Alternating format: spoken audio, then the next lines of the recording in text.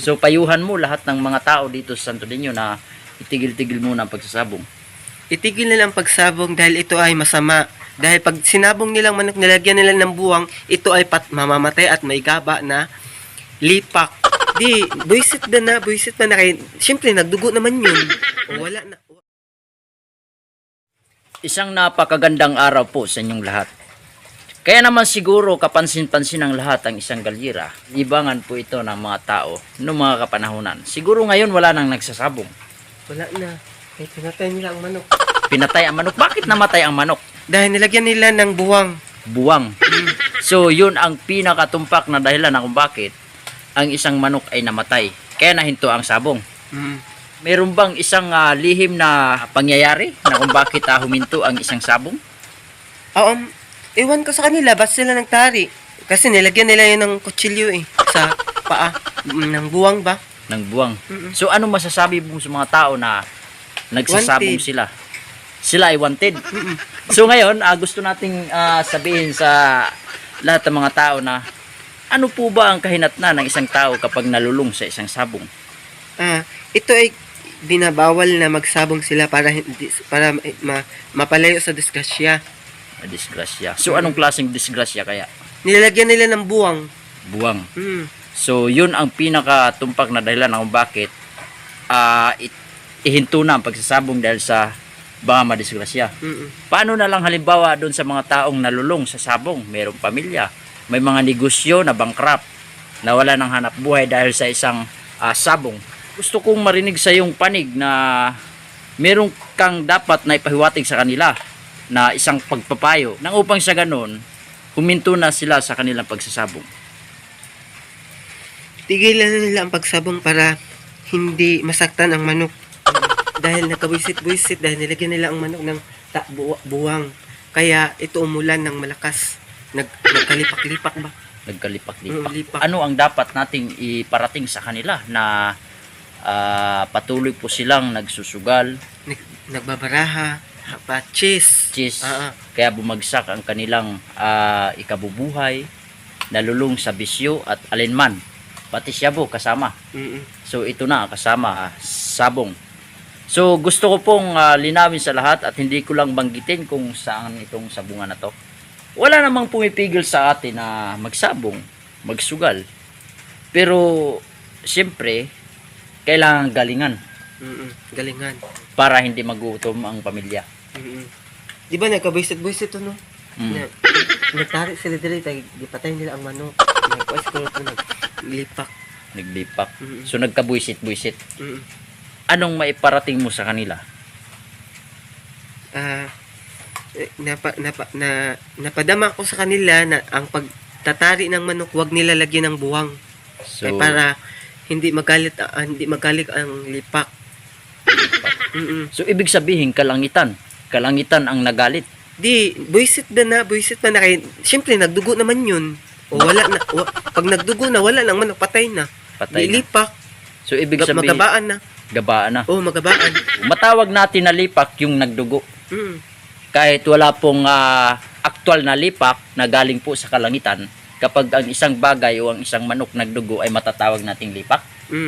Lipak. Lipak. Gaba. Gaba sa mga nagsusugal. Sugal. Gaba sa sugal. Okay. So ngayon, hindi naman natin sasabihin na ihinto ang pagsasabong. Pero alin lang naman ito sa ating mga gustong iparating sa kanila na kung maaari ay hindi lang sunod-sunod ang kanilang pong pagsabong. Bigyan din naman natin pansin ang kanilang mga anak na baka malulong sa bisyo ay mapabayaan nila ang kanilang mga anak, lalo na't nag-aaral. So payuhan mo lahat ng mga tao dito sa Santo Niño na itigil-tigil muna ang pagsasabong. Itigil nila ang pagsabong dahil ito ay masama. Dahil pag sinabong nilang manok, nilagyan nila ng buwang, ito ay mamamatay at may gaba na lipak. Kanabang kuan ka, gabaan ba? Gaba. Gaba. Lipak. Lipak, gabaan ko. So may nabanggit ka na lipak. Meron bang ibig sabihin ang lipak? Ano ba ang lipak? Ito ay gaba-gaba. Gaba-gaba. Dako kag lamon unya mura kunog baho. Ah, Mura kunog baho na magdako lamon. Okay. Tulad ng may namatay, unya, ang namatay inyong pabayan din na mabaklag na, magbaho na. Magbaho ko no. Grabe pala ang kahulugan ng lipak eh, no? Gaba-gaba. Gaba. Gaba-gaba. So, ayun. Kung gusto nyo pong hindi matamaan ng isang lipak, na ang kahulugan ng isang lipak ay gaba-gaba na magdugo. So, ano ang dapat gawin para makaiwas sila sa isang lipak na gaba-gaba? Tigilan nilang pagtatari para hindi sila gabaan. Okay. Halimbawa, kung supporters naman natin ay nagsasabong, ano naman ang ipahuwatig mo sa supporters na mahal natin yung mga supporters natin? Ang supporters, ito nagbabalita para masabi kung may bagyo ba, para malaman ang mga salita na tama na kung anong kaguluhan. Kung may kaguluhan, ito ay ibig sabihin, wanted yun. Wanted. Wanted. Kapag may isang kaguluhan. Kapag may isang kaguluhan na may kasalanan, wanted yung taong yun. Wanted. Wanted. Oo. So, kinakailangan ibalita Ibalita. ng reporter. Paano naman yung supporters? Magkaiba ang reporter sa supporter. Ang ibig sabihin ko, ang supporters, yung ating pong tagapanood, yung mga nakikinig sa atin. Ano pong maipayo mo sa kanila? Na para matigilan na ang sabong. Ang sabong, tigilan nila ang sabong dahil ito ay masama at hindi ito nababagay na nakasama dahil ito ay sugal. Sugal. Na nakakalason. Hindi, mali na yun ang nila, sabi-sabi. Mali. Mali ba? Siniraan lang pala.